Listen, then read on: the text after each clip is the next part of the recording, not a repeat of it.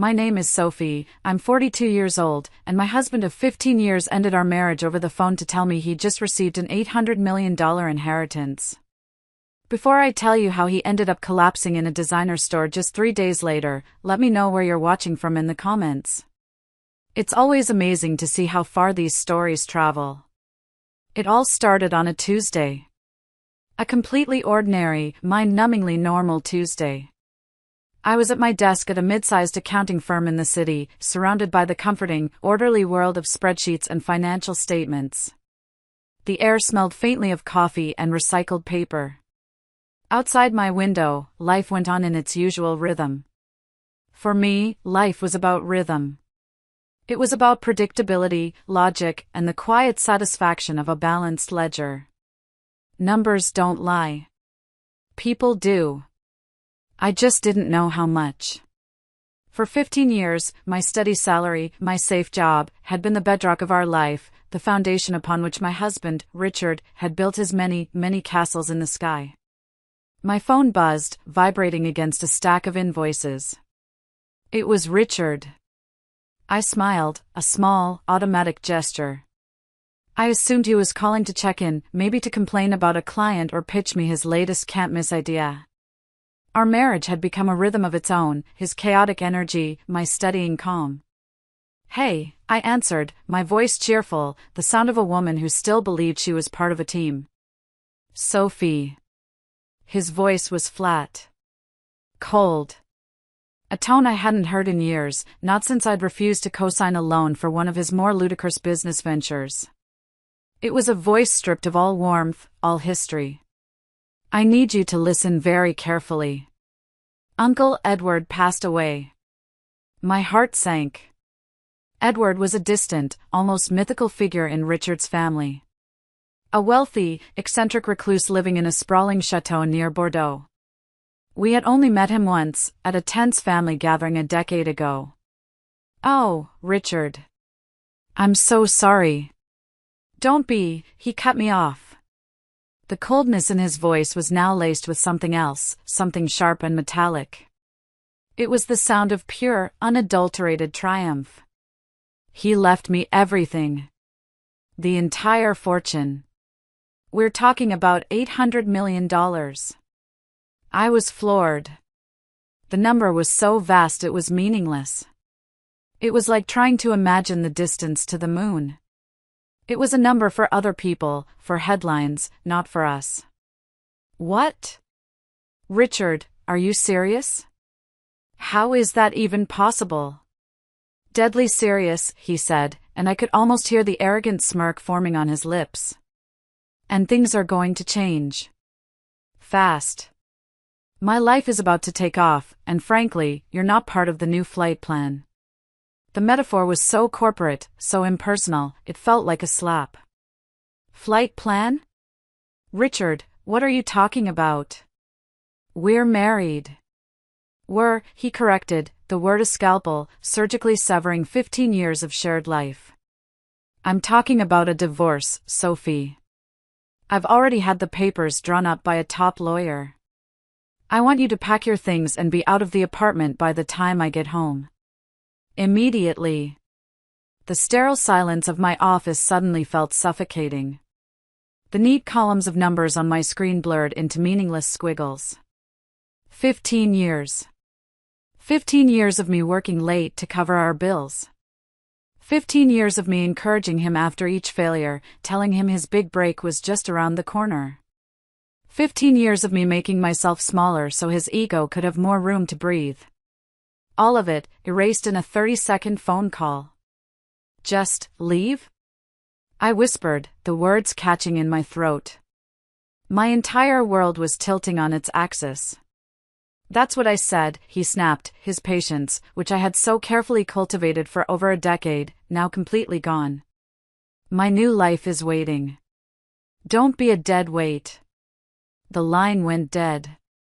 I just sat there, the phone still pressed to my ear, listening to the dial tone. It was the loneliest sound in the world. It was the sound of my world ending. I knew I had to go home. I had to see the man who had just fired me from my own life. The drive home was an exercise in forced composure. My mind, usually so orderly, was a chaotic slideshow of our life together. I remembered our wedding, a small, simple affair because that's all we could afford.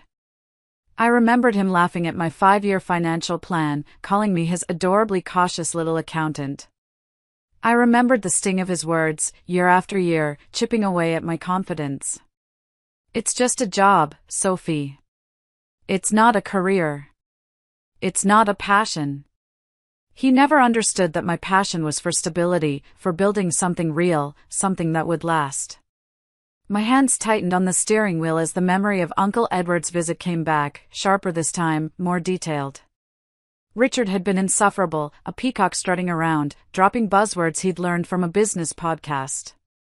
He'd cornered Edward, trying to talk about stock portfolios and venture capital.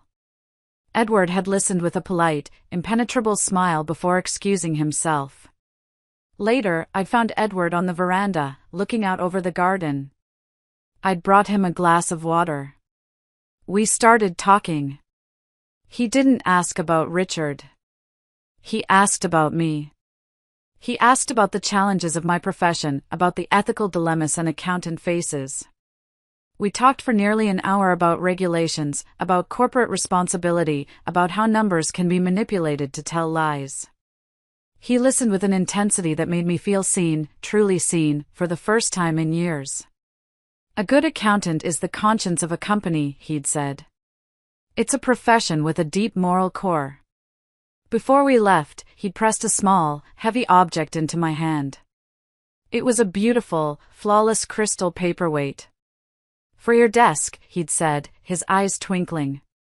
To remind you that clarity and integrity are the most valuable assets. Never let anyone compromise them. I still had it. It sat on my desk at home, a silent, solid presence in a life that suddenly felt like quicksand. This memory, so out of place, felt like a strange sort of prophecy. I shook my head, trying to focus. I pulled over and called my sister, Emily. My voice cracked as I told her what happened. He did what? She shrieked, her voice a protective roar of pure fury. That ungrateful, parasitic worm. I'm coming over. No, wait. You come here. Right now. Don't you dare spend another second in that apartment with that monster. Pack a bag. Just the essentials. Your laptop, your important documents, and that hideous painting of a boat he loves so much? Leave it. We'll figure out the rest. Emily had never liked Richard. She'd always said he was a man who stood in the shade of a tree he never watered. Hearing her voice, so full of righteous anger on my behalf, was the first anchor in my storm-tossed sea. It was permission to be angry, something I hadn't allowed myself to feel yet. When I walked through the door of our apartment, it felt like a stranger's house. The air was thick with a new, cloying scent, expensive cologne. Richard was there, pacing in the middle of the living room. He was wearing a new suit, a tailored, dark navy one I'd never seen before. It was the kind of suit he'd always browse online but complain he could never afford. On the coffee table, next to a bottle of champagne I knew cost more than our weekly groceries, was a crisp, white envelope. The divorce papers. You're here, he said, not a question but a statement of fact. He looked different. Taller, somehow. The familiar lines of his face were hardened into a mask of arrogance. His smile didn't reach his eyes. His eyes were cold, calculating. They were the eyes of a man who had just won the lottery and was systematically cutting off everyone who knew him when he was poor. I got your call, I said, my voice surprisingly steady. I refused to let him see me crumble. Good. Saves time. He gestured to the papers. It's all very straightforward. I had my lawyer make it clean. No alimony, you have your job, after all. We split our meager savings down the middle. You walk away. I've been more than generous, considering. Generous. The word was so absurd, so twisted, it was almost funny. I looked around the apartment we had built together. The scuffed wooden floors we'd refinished ourselves one long, sweaty weekend. The bookshelf I'd painstakingly organized by genre and author. The faint scent of lavender from the diffuser I always kept running to calm his artistic temperament. It was all being stripped away from me, and he called it generosity. 15 years, Richard, I said softly, a final plea for some shred of decency. Don't I even deserve a real conversation? An explanation to my face? He laughed, a short, ugly sound that echoed in the suddenly too large room. A conversation? Sophie, you and I have nothing left to talk about. Our worlds are no longer compatible. You think in terms of spreadsheets and balanced budgets. I'm about to enter a world of private jets, of boardrooms, of a different caliber of people. You wouldn't fit in. Your lack of ambition would be an embarrassment. There it was again. My lack of ambition. The phrase he'd used for years to chip away at my self-worth. The ambition that had paid for this roof over our heads. The ambition that had funded his last 3 failed startups. The ambition that had kept us afloat while he chased his fantasies. A hot flash of anger crawled up my neck, but I pushed it down, compressing it into a hard, cold diamond of resolve. He wasn't worth my rage. I walked to the table, picked up the pen, and looked at the signature line. My name. Sophie Dubois. Soon to be just Sophie again. I thought of the long nights I'd stayed up helping him with business plans, the family events I'd attended alone because he was networking. I thought of all the sacrifices, all the compromises, all the love I had poured into this man, this marriage. It all amounted to this. A cold signature on a legal document designed to discard me as efficiently as possible. Before I signed, I looked him in the eye. You know, I always thought your biggest fear was failure. I was wrong. It's being insignificant. And you think this money makes you significant. But it doesn't, Richard. It just makes you rich. I signed it. A clean, decisive stroke. I looked up at him. Enjoy your new fortune, Richard. He seemed momentarily taken aback by my composure, but quickly recovered, his sneer returning. Oh, I will, he said. Now get your things. I have a real estate agent showing me a penthouse overlooking the Eiffel Tower in an hour. Time is money, you know. He held the door open and gestured impatiently as I walked out with a single overnight bag, leaving 15 years of my life behind. As the door clicked shut, I didn't feel sadness. I felt a strange, chilling sense of clarity. The man I had married was gone. Maybe he had never really been there at all. The first night at Emily's was a blur of shock and wine. She let me talk, let me cry, let me sit in stunned silence.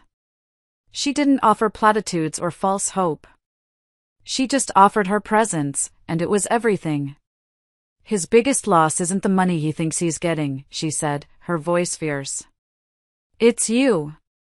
The next morning, I woke up with a strange sense of purpose. The grief was still there, a heavy weight in my chest, but alongside it was something else, a cold, hard resolve. Richard thought I was a dead weight? He thought I had no ambition? I would show him. More importantly, I would show myself. I opened my laptop, its familiar glow a small comfort. For years, I had wanted to take an advanced certification course in corporate finance and risk management. It was a high-level qualification, the kind that opened doors to executive positions. It was expensive and time-consuming, and Richard had always talked me out of it. Why bother, he'd say. Your little accounting job is stable enough. Don't rock the boat. I found the course online. I looked at the tuition fee. It was steep. It would take a significant chunk of my half of our savings. For a second, I hesitated. The cautious accountant in me screamed that it was an unnecessary risk. Then I thought of Richard's sneering face, of being called a dead weight. I clicked enroll. I typed in my credit card information. I paid the fee. It was the first major decision I had made entirely for myself in a very long time. It felt like breathing again after being underwater for years. I spent the next 2 days buried in study materials. The first module was on forensic accounting, detecting fraud, untangling complex financial webs. It was a puzzle, and I was good at puzzles. I was reconnecting with a part of my brain I had let lie dormant for too long. The part that loved complex problems, that thrived on logic and strategy.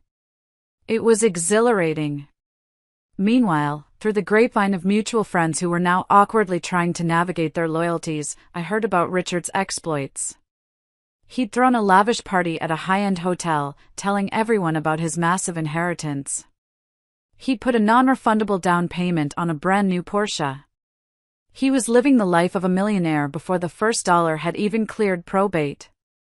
It was reckless. It was arrogant. It was so typically Richard.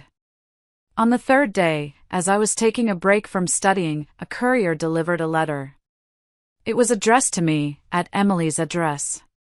The envelope was thick, creamy cardstock, with the name of a prestigious law firm in Bordeaux embossed in elegant gold script on the back. My hands trembled as I opened it. The language was formal, precise. It was a formal request for my presence at a meeting concerning the estate and final will of Mr. Edward Dubois. It mentioned my presence was essential for the clarification of certain testamentary clauses. My blood ran cold. Why were they contacting me? The divorce was fresh, but maybe not finalized in the eyes of the law. Was Richard trying to pull something? Was there some obscure marital law that entitled him to my future earnings, even my meager salary? I showed the letter to Emily. "This is weird," she said, her brow furrowed. "Testamentary clauses? Why would his uncle's lawyer contact you directly? You have to go." "But I'm going with you. You're not facing this alone." The train ride to Bordeaux was nerve-wracking. Every possible scenario ran through my head, each one worse than the last. Was Richard trying to claim I owed him something? Was this some legal trap to get me to sign away more rights? I clutched my purse, where I'd tucked the crystal paperweight for good luck. Its solid, cool weight was a small comfort in a world that had become flimsy and unpredictable. The law office was exactly what you'd expect. Old, imposing, and smelling of leather, polish, and generations of money. We were shown into a large conference room with a polished mahogany table that reflected our anxious faces. A stern-looking man in a perfectly tailored suit introduced himself as Monsieur Leblanc, Edward's personal lawyer for over 40 years. "Thank you for coming on such short notice, madam," he said, his tone formal and impossible to read. "I was surprised to be contacted," I said, my voice more stable than I felt. "My former husband, Richard, is the beneficiary of his uncle's will." Monsieur Leblanc adjusted his glasses. He looked at me with a neutral expression that somehow felt more intimidating than a frown. "That is what we are here to discuss. Mr. Dubois's will is unconventional. It contained certain stipulations, contingent clauses that needed to be resolved before the estate could be settled." My heart hammered against my ribs. Stipulations? Mr. Dubois stipulated in a private codicil that his heir must not only be a blood relative but must also demonstrate a character of integrity, prudence, and an understanding of the true value of wealth, not just its monetary figure, the lawyer continued, his voice even. As such, Mr. Dubois initiated a character assessment protocol prior to now. I stared at him, completely lost. A character assessment? Indeed. He paused, letting the weight of his words fill the room. A test, if you will. He wanted to be certain his life's work would be a legacy, not a lottery ticket. However, there is someone who can explain this far better than I. He nodded towards a large oak door at the side of the room. The door opened, and Uncle Edward walked in. He was not a ghost. He was not dead. He was very much alive, looking dapper in a tweed jacket, a wry, apologetic smile playing on his lips. I gasped, a sharp intake of breath. Emily squeezed my hand so hard I thought my bones would crack. My mind reeled, trying to connect the dots. Sophie, Edward said, his voice warm and familiar, cutting through my confusion. It's a pleasure to see you again. Please, forgive the theatrics. It was, I assure you, a necessary evil. I couldn't speak. I just stared at him, my mind a whirlwind of questions. You see, Edward continued, taking a seat at the head of the table, I've known for a long time that my nephew Richard saw me not as family, but as a walking bank account. I have no children of my own, and I couldn't bear the thought of my life's work, everything I built from nothing, being squandered by a greedy, foolish boy. So, I devised a test. He looked at me, his eyes kind but sharp, the eyes of a man who missed nothing. My lawyer informed Richard of my passing and the inheritance. I wanted to see what he would do. Would he grieve? Would he be prudent? Would he honor the woman who had stood by him for 15 years, the bedrock of his life? He sighed, a deep, disappointed sound.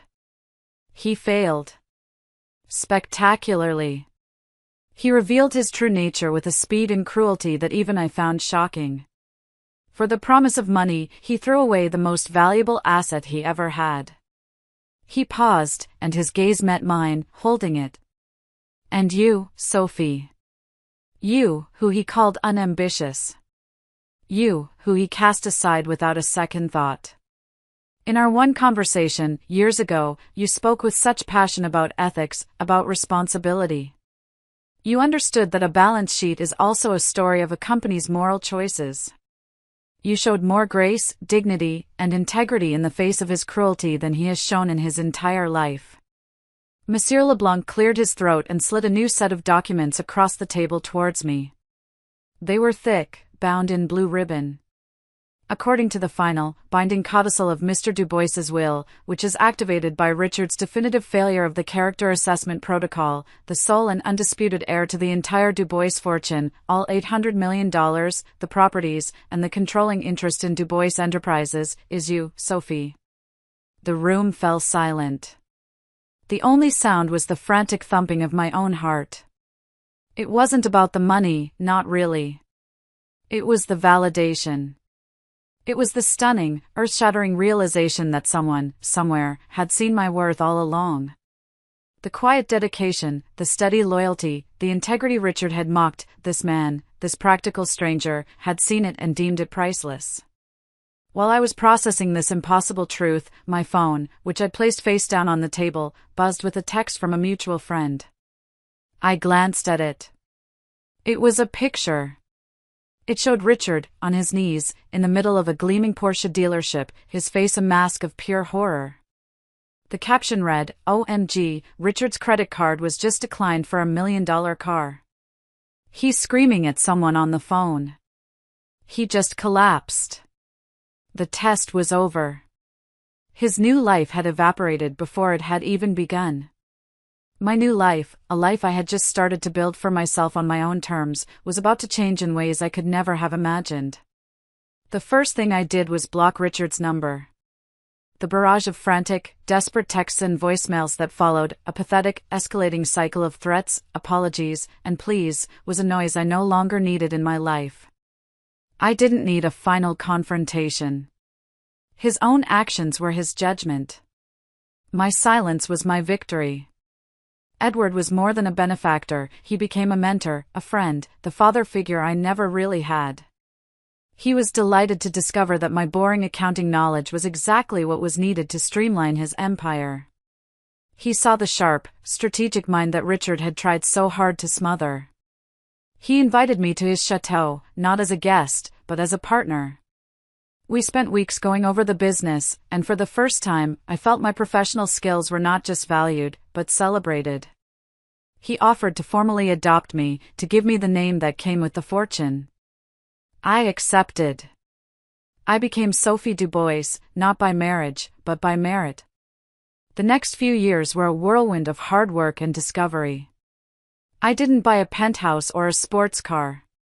The first major check I wrote was to pay off Emily's mortgage, a tearful, joyful moment that felt more valuable than any luxury item. The second was to establish a foundation. It's been 5 years now. The Du Bois Clarity Foundation, named for the paperweight that started it all, is my life's work. We provide seed funding, low-interest loans, and mentorship to women over 40 who want to start their own businesses. We invest in the unambitious dreamers, the steady-handed builders, the women who have been told they are past their prime. I get to see the look in their eyes when someone finally believes in them. It's a look I know well. We invest in women like me. I did find love again. His name is Antoine, a brilliant, kind architect I met while designing the new headquarters for our foundation. He loves me for my mind, for my passion, and for the terrible jokes I tell when I'm tired. He was drawn to my work before he ever knew the extent of my wealth. Our partnership is one of true equals, building something together.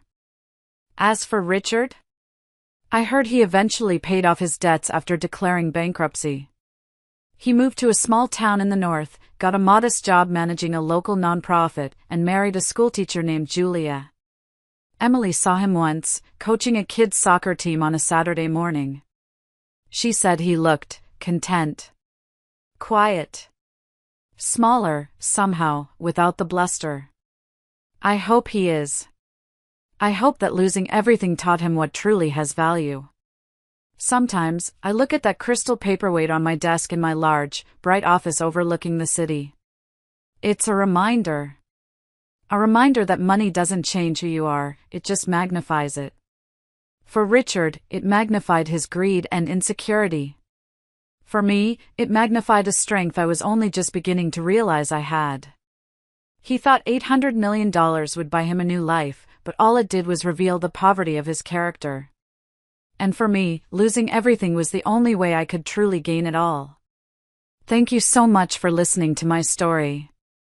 It's still wild to think about how much can change in a single moment. I have to ask you guys, have you ever had a moment, big or small, that revealed someone's true, unexpected character? Let me know in the comments below, I'd love to read your stories. And if you enjoyed this, please give it a like and subscribe for more. It really does help.